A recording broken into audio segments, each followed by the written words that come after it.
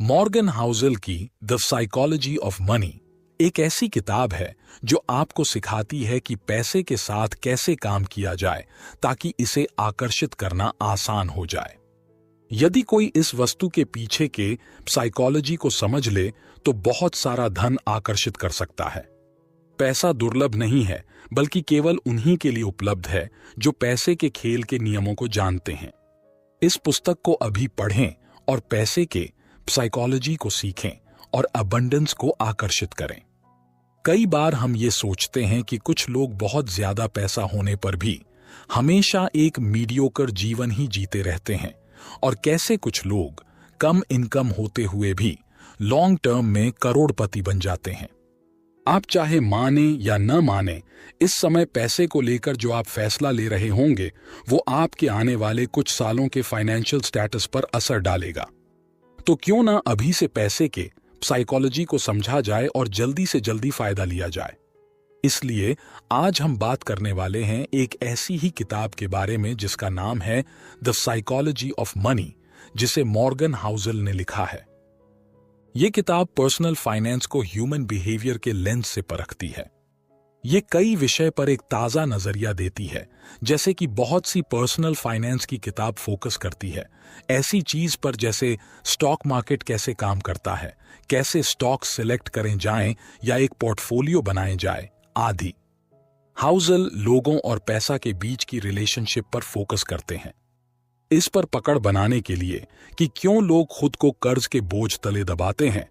आपको ब्याज दर जानने की जरूरत नहीं है, आपको लालच को, सुरक्षा, असुरक्षा को और सकारात्मकता, ऑप्टिमिज्म को पढ़ने की जरूरत है। यहां इस समरी को क्यों पढ़ें?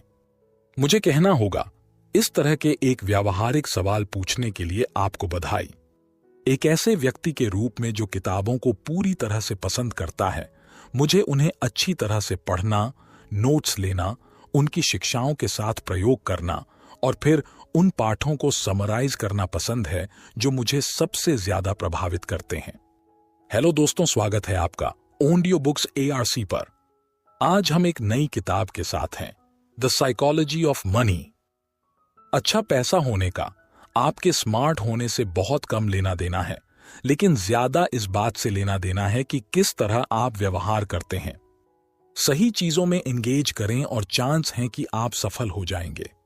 इसी तरह से आप में कितनी भी बुद्धिमत्ता, समझ या अंदर की खबर हो, ये आपको गलत व्यवहार से उपजे परिणाम से नहीं बचा सकता है। किताब का हर अध्याय एक इंसान को पैसे के प्रति व्यवहार और एटीट्यूड को दर्शाता है। कुछ व्यवहार अच्छे नतीजे की गारंटी देते हैं, जबकि दूसरे व्यवहार विफलता के। तो चलिए फिर इस किताब के 12 महत्वपूर्ण पाठों को डिटेल में समझते हैं। पार्ट 1, कोई पागल नहीं है। हर एक की एक अलग सोच होती है कि किस तरह यह दुनिया काम करती है।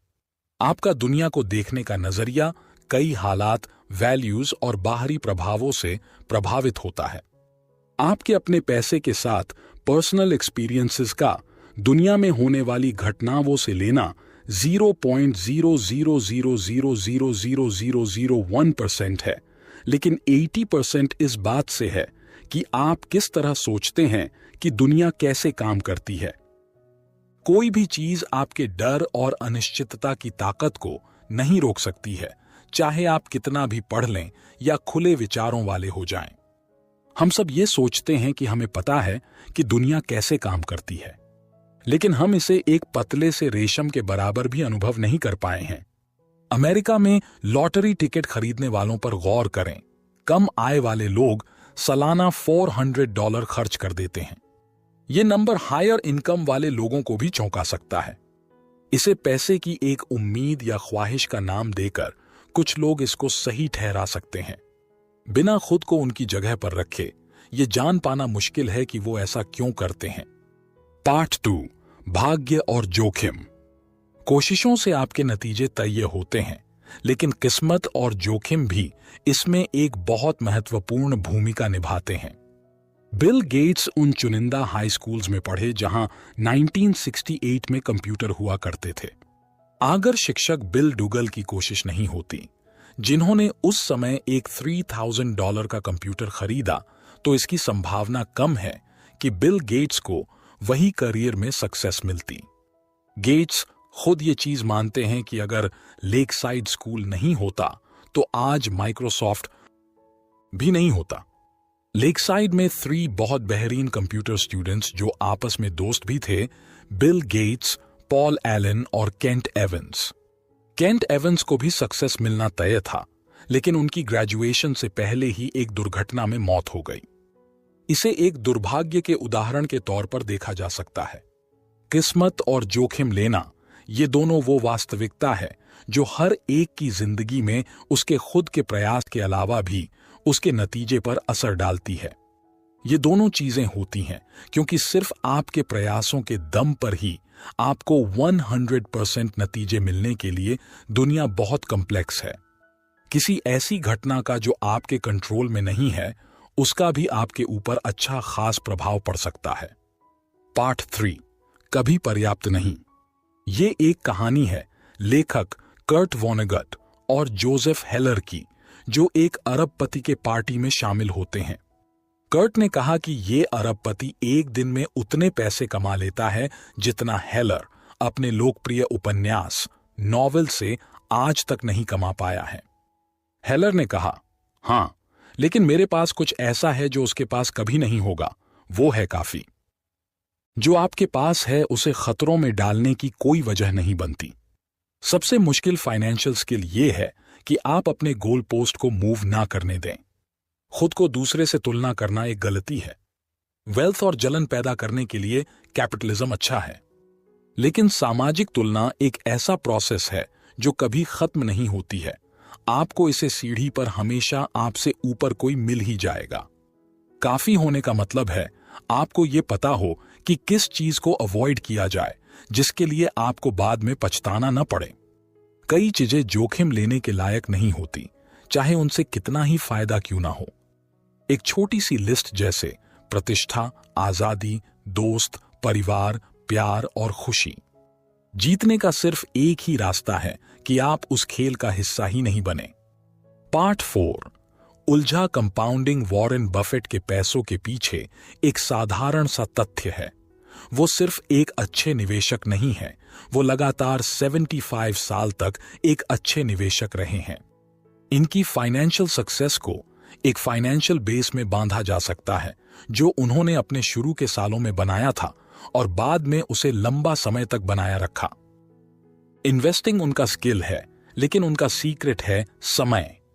अच्छी इन्वेस्टमेंट हमेशा सबसे ज्यादा रिटर्न्स के बारे में नहीं होती, ये उन अच्छे रिटर्न्स के बारे में है जिनके साथ आप चिपक कर रहे हैं और लंबे समय तक में दोहरा सके। और यहां पर कंपाउंडिंग अपना जादू दिखाती है। पैसा प्राप्त करना और पैसा रखना पूरी तरह से अलग चीजें हैं और पूरी तरह से अलग मानसिकता और रणनीतियों की आवश्यकता होती है। धन प्राप्त करने के लिए जोखिम उठाने, आशावादी होने और अपने आप को वहां रखने की आवश्यकता होती है।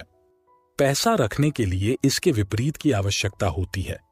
इसके लिए विनम्रता की आवश्यकता होती है और यह भय होता है कि आपने जो बनाया है वह आपसे उतनी ही तेजी से छीना जा सकता है। पार्ट 5, अमीर बनना बनाम अमीर बने रहना। पैसा पाना और बनाए रखना बिल्कुल अलग चीजें हैं और इनके लिए बिल्कुल अलग मानसिकता और रणनीतियां, स्ट्रेटजीज चाहिए। पैसा पाने के लिए जोखिम लेने की जरूरत होती है, पॉजिटिव बने रहने और खुद को इसमें झोंक देने की।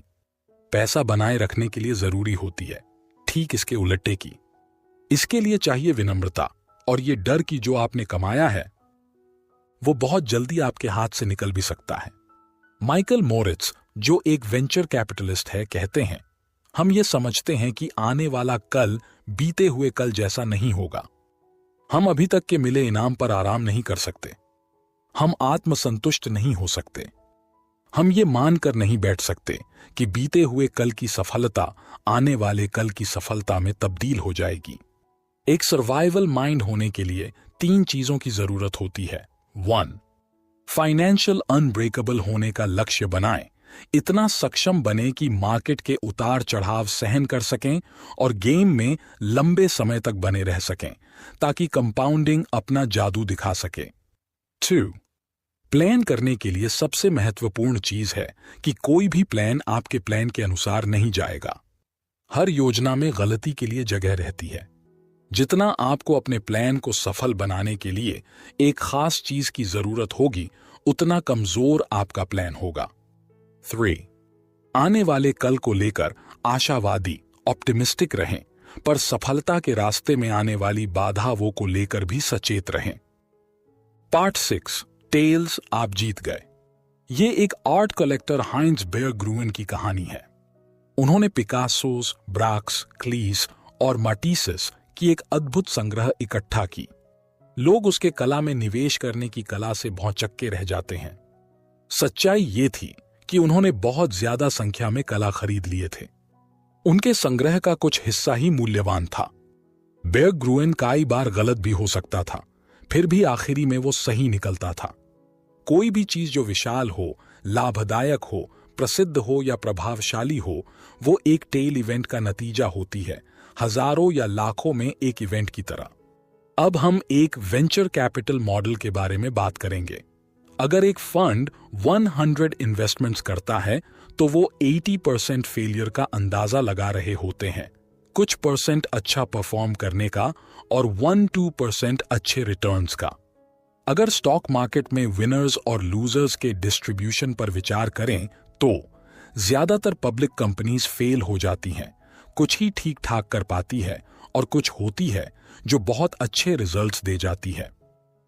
जब आप स्वीकार करते हैं कि टेल ही बिजनेस, इन्वेस्टमेंट और फाइनेंस में हर चीज को चलाती है, तो आप ये समझते हैं कि बहुत सारी चीजें गलत जाएंगी, टूटेगी, फेल भी होगी, लेकिन ये बिल्कुल नॉर्मल है।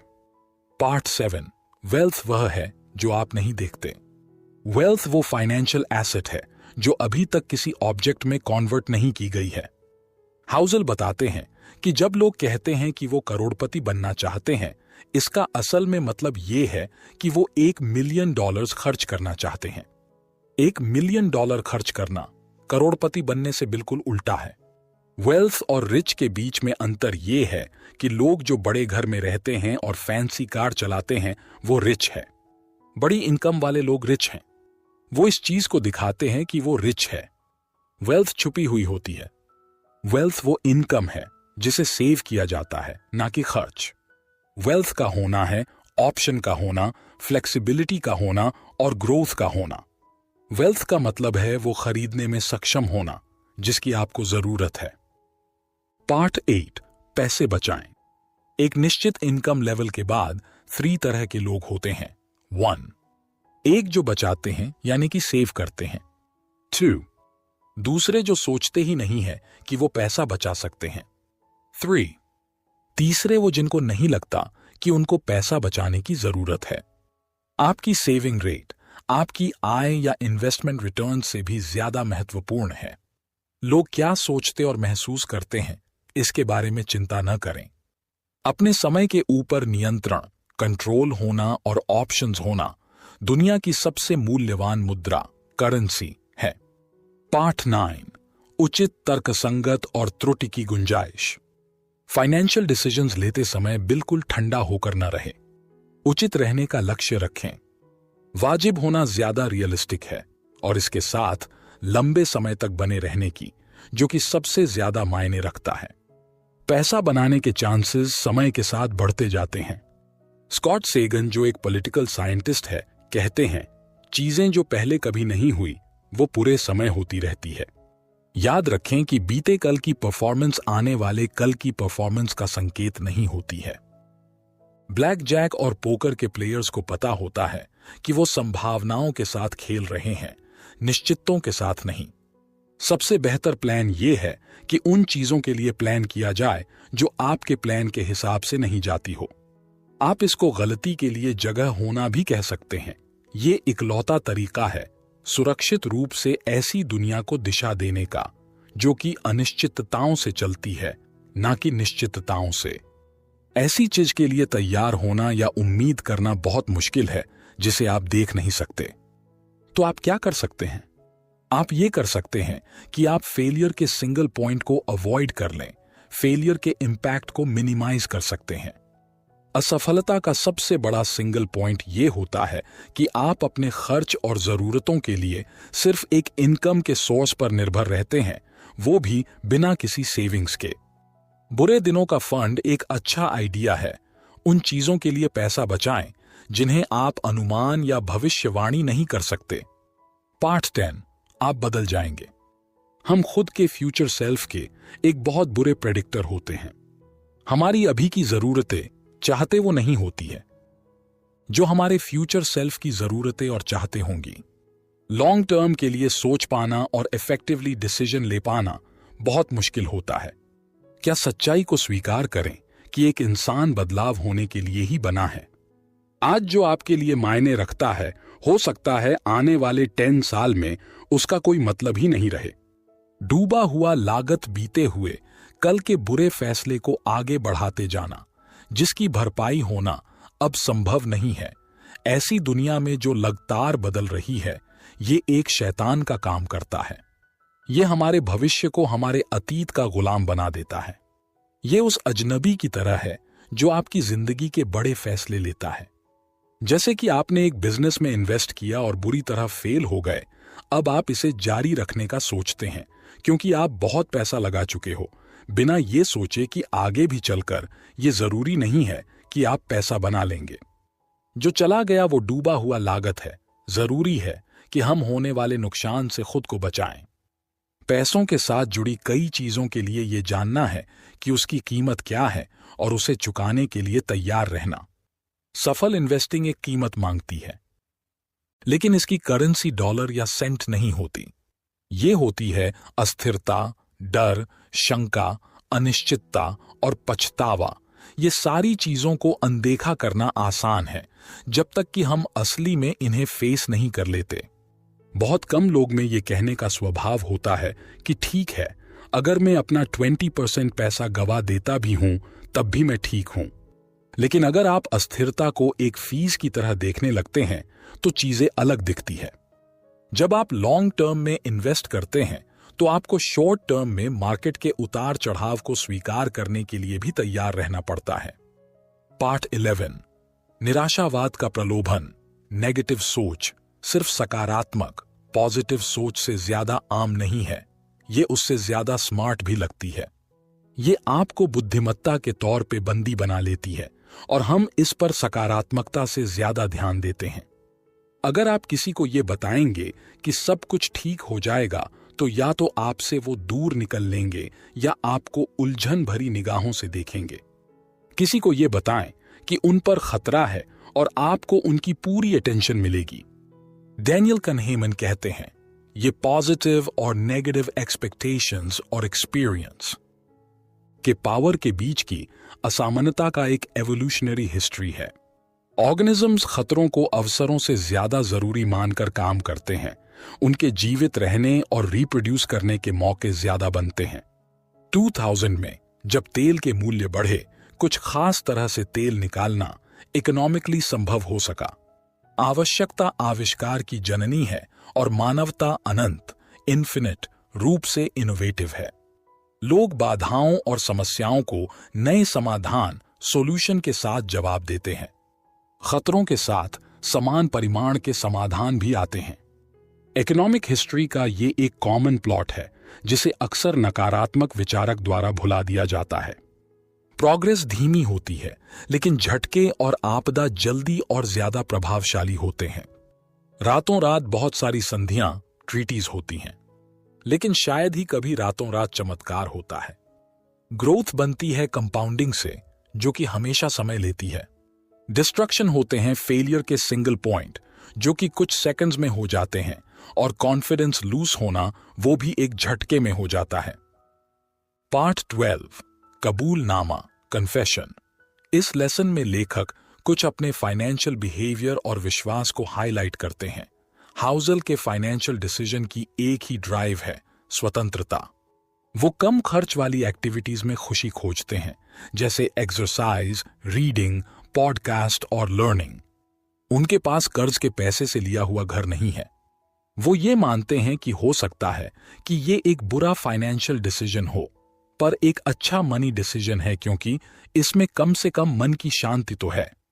वो अपने 20% एसेट्स कैश में रखते हैं जिसमें उनके घर की कीमत शामिल नहीं है। वो एक सेफ्टी नेट बनाने के लिए और इमरजेंसी में अपने स्टॉक्स बेचने से बचने के लिए ऐसा करते हैं। चार्ली मंगर कहते हैं, कंपाउंडिंग का पहला नियम यह कहता है कि इसमें बिना वजह के रोक टोक न किया जाए। हाउज़ल अब किसी इंडिविजुअल स्टॉक्स में इन्वेस्ट नहीं करते। हाउज़ल ने सभी stock market investments low cost index funds में कर रखे हैं। कुछ लोग एवरेज मार्केट को आउट परफॉर्म कर देते हैं। यह बहुत मुश्किल है और जो ज्यादातर लोग सोचते हैं उससे कहीं ज्यादा मुश्किल। हर इन्वेस्टर को वो रणनीति चुननी चाहिए जिसके लक्ष्य पाने के सबसे ज्यादा चांसेस हों। ज्यादातर इन्वेस्टर्स के लिए लॉन्ग टर्म में लो कॉस्ट इंडेक्स फंड सबसे ज्यादा रिटर्न देकर जाएंगे। द साइकोलॉजी ऑफ मनी के अंतिम भाग में लेखक महत्वपूर्ण विचारों को संक्षेप में पुनरावलोकन करते हैं और पुस्तक के मुख्य संदेशों को सारांशित करते हैं। इस पुस्तक में कुछ मुख्य संदेश शामिल हैं। 1. धन का सही समझना। यह पुस्तक हमें धन के महत्व को समझाती है, लेकिन धन के मान से समझौता नहीं करने की बात करती है। धन को सही समझकर हम उसका सही इस्तेमाल कर सकते हैं। 2. धन की महत्वपूर्णता। यह पुस्तक हमें धन के महत्वपूर्ण सिद्धांतों को समझाती है, जैसे कि धन का संचय, निवेश और संरक्षण। 3. धन का निर्धारण करना। यहां पर बताया गया है कि हमें अपने लक्ष्यों और आवश्यकताओं के आधार पर धन का निर्धारण कैसे करना चाहिए। 4. समृद्धि का मार्ग। इस पुस्तक में समृद्धि की राह को समझाने के लिए महत्वपूर्ण सलाह दी गई है, जिससे हम अपने वित्तीय लक्ष्यों को प्राप्त कर सकते हैं। इस पुस्तक का सार है कि धन संबंधी निर्णय और विचारों को समझने के लिए आधारभूत सिद्धांतों को ध्यान में रखना महत्वपूर्ण है। यह हमें धन के सही महत्व को समझने और सही तरीके से इसका उपयोग करने की बात सिखाती है। धन की मनोविज्ञान हमें धन के साथ संतुष्ट और सकारात्मक संबंध स्थापित करने में मदद कर सकती है, जो हमें अधिक सकारात्मक और सफल जीवन की दिशा में आगे बढ़ने में मदद करेगी।